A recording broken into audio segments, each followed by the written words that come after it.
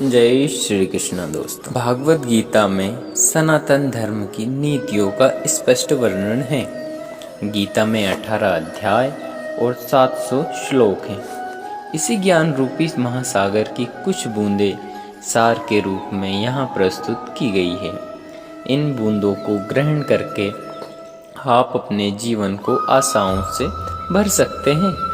सुख और संपन्न से परिणाम परिपूर्ण जीवन जिएं। महाभारत के युद्ध के समय कुरुक्षेत्र की रणभूमि में भगवान श्री कृष्ण ने अर्जुन को जो उपदेश दिया है, उन्हीं उपदेशों का संकलन है श्रीमद् भागवत गीता। असल में यहाँ उपदेश का संकलन प्रश्न और उत्तर के रूप में है। अर्जुन कई प्रश्नवाचक चिन्हों को भंवर में फंसे हुए होते हैं और भगवान श्री कृष्ण इन्हें प्रश्नों का उत्तर देते हुए अर्जुन को इस चक्रव्यूह से बाहर निकालते हैं। भागवत गीता ही है जो आधुनिक युग में समस्याओं से घिरे हुए मनुष्य को एक कर्मशील जीवन जीने के लिए प्रेरित करती है। गीता एक ऐसे प्रेरणादायक संदेशों का महासागर है जो जीवन में निराश मनुष्य को आशाओं से भर देती है। ठीक उसी प्रकार जिस प्रकार भगवान श्री कृष्ण ने अर्जुन की निराशाओं को दूर किया है और उसे युद्ध लड़ने के लिए प्रेरित किया है।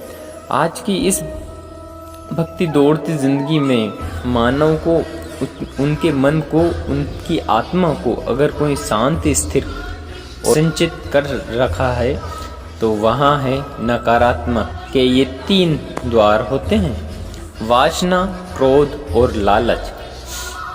परमात्मा को प्राप्ति में इच्छुक ब्रह्मचर्य का पालन करते हैं।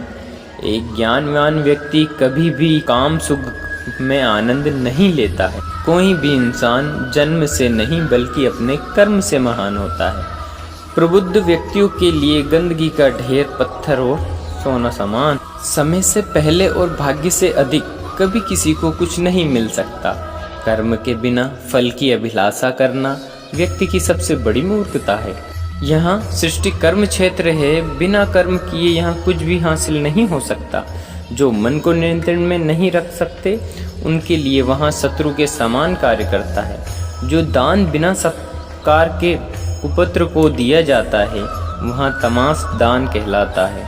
अपने अनिवार्य कार्य करो, क्योंकि वास्तव में कार्य करना निष्क्रियता से बेहतर है।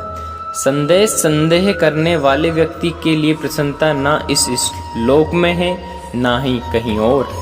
फल की अभिलाषा छोड़कर कर्म करने वाला पुरुष ही अपने जीवन को सफल बनाता है। जो हुआ है वहाँ अच्छा हुआ है, जो हो रहा है वहाँ भी अच्छा ही होगा, जो होगा वहाँ अच्छा होगा। तेरा मेरा छोटा बड़ा अपना पराया मन से मिटा दो, फिर सुबह सब तुम्हारा है और तुम सबके हो। मन की गतिविधियों को होशो हवास में भगवान के माध्यम से भगवान की शक्ति का सदा तुम्हारे साथ है। धरती जिस प्रकार मौसम में बदल जाता है उसी प्रकार जीवन में भी सुख दुख बदलते रहते हैं। मैं भूतकाल में भी था और भविष्य काल में भी हूँ। जीवों को अच्छी तरीके से जानता हूँ। जो दान कर्तव्य समझकर बिना किसी संकोच के जरूरतमंद व्यक्ति को दिया जाता है वहाँ सात्विक माना जाता है। जो पुरुष सुख तथा दुख में विचलित नहीं होते, इन दोनों में सामभाव रहता है, वह निश्चित रूप से मुक्ति के योग्य होते हैं। कर्म वहाँ फल है जिसे इंसान को हर हाल में काटना ही पड़ता है। इसीलिए हमेशा अच्छे बीज बोएं ताकि फसल अच्छी हो। जो लोग भक्ति में श्रद्धा नहीं रखते वे मुझे पा नहीं सकते, अतः वे इसीलिए मैं जन्म मृत्यु के रास्ते पर वापस आते रहते हैं। वहाँ जो अच्छी इच्छाएं त्याग देता है और मेरे की लालच में और भावना के मुक्त हो जाता है उसे शांति प्राप्त कहते हैं। मेरे लिए ना कोई घृणी है और ना ही प्रिय, किंतु जो व्यक्ति भक्ति के साथ है वो जो मेरी पूजा करता है। मनुष्य जीवन में चुनौतियों से भागना नहीं, उनसे लड़ना चाहिए। जिस तरह प्रकाश की ज्योति अंधेरे में चमकती है, ठीक उसी प्रकार सत्य भी चमकता है।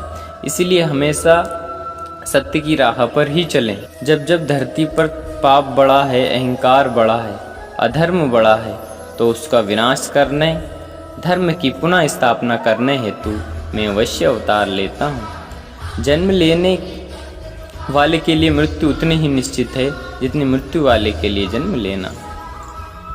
जो कोई भी व्यक्ति किसी भी देवता की पूजा करता है, विश्वास के साथ करने की इच्छा रखता है, मैं उस व्यक्ति का विश्वास उसी देवता पर तीर्ण कर देता हूँ। आत्मा किसी काल में न जन्मता है और न मरता है, न ही ये एक बार होकर फिर अभाव रूप होने वाला है। आत्मा आजन्म है, नित्य निश्चित और पुरातन है। शरीर के नाश होने पर भी इसका नाश नहीं होता। आत्मा को शस्त्र काट नहीं सकता, अग्नि जला नहीं सकती, पानी भिगो नहीं सकता और वायु सुखा नहीं सकती। जन्म लेने वाले की मृत्यु निश्चित है और मरने वाले का जन्म निश्चित है। इसीलिए जो अटल है, अपरिहार है, उसके विषय में तुमको शोक नहीं मनाना चाहिए। जो खाने सोने, समोद प्रमोद तथा काम करने की आदतों में है, नियत रखता है, वहाँ सौभाग्य प्राप्त होता है। भौतिक क्लेशों को नष्ट कर सकता है।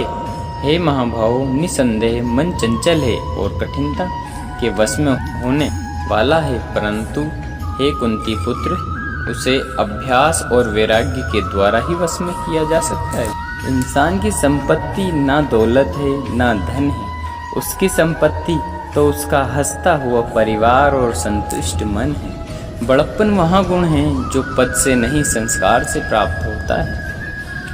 सभी अच्छे काम छोड़कर बस भगवान में पूर्ण रूप से समर्पित हो जाओ, मैं तुम्हें सभी पापों से मुक्त कर दूंगा। शोक मत करो।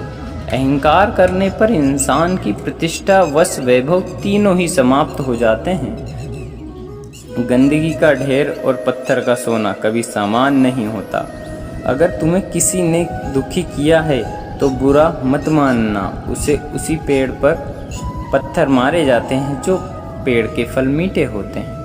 मनुष्य जीवन में खुशी का सबसे बड़ा रहस्य इच्छाओं का त्याग करना है।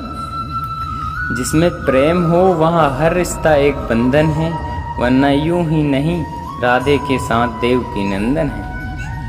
जीवन में आधे दुख इस कारण जन्म लेते हैं क्योंकि आप उनसे आशाएं बढ़ा देते हैं। प्रेम और आस्था दोनों पर किसी एक जोर नहीं रहता। यहाँ मन चाहो लगा जाए, वहाँ ईश्वर नजर आता है। आज का वीडियो बस यहीं तक। मिलते हैं फिर एक नए वीडियो के साथ। तब तक के लिए जय श्री कृष्ण।